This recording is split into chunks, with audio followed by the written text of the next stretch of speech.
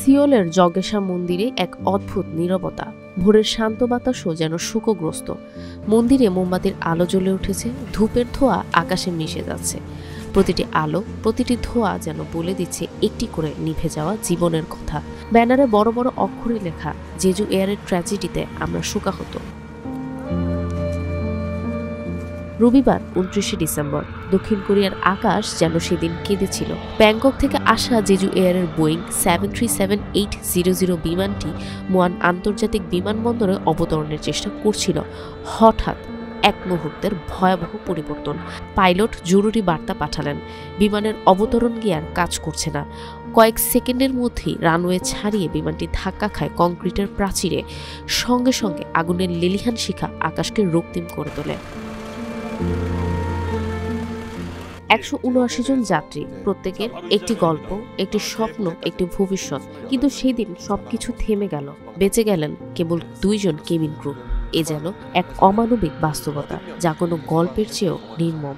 দক্ষিণ কোরিয়ার পরিবহন মন্ত্রণালয় জানায়, পাখির সঙ্গে সংঘর্ষের কারণে পাইলট জরুরি অবস্থা ঘোষণা করেছিলেন, কিন্তু সব প্রচেষ্টা ব্যর্থ হয়ে যায়।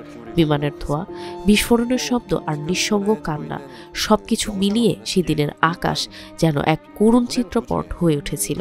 মন্দিরে প্রার্থনা করতে আসা এক বৃদ্ধা বললেন, আমি এই খবরটি শোনার পর নিজের মেয়ের মুখটি মনে করছিলাম। ভাবছিলাম তাদের পরিবারের কেমন অনুভূতি হতে পারে। আমার মনে হচ্ছিল যেন আমি নিজের মেয়েকে হারিয়েছি। আরেকজন বৌদ্ধ ভক্ত মন্দিরের দিকে তাকিয়ে চোখের পানি সামলাতে সামলাতে বললেন, আমি শুধু প্রার্থনা করি তারা যেন পুণ্যভূমিতে শান্তি পায়, তাদের আত্মা যেন এক নতুন জীবনের সুখ খুঁজে পায়।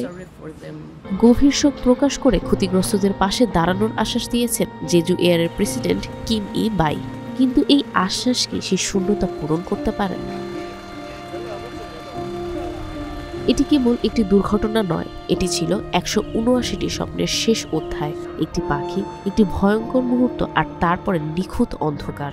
এই ঘটনাটি দেখিয়ে দেয় আমাদের জীবন কতটা অনিশ্চিত। আজ জগেশা মন্দিরে প্রতিটি মোমবাতির আলো যেন কেবল আলো নয়, একটি আকুতি। প্রতিটি ধূপের ধোঁয়া যেন সেই স্বজনহারা পরিবারগুলোর চোখের জল। বুশরা সুলতানা, RTV।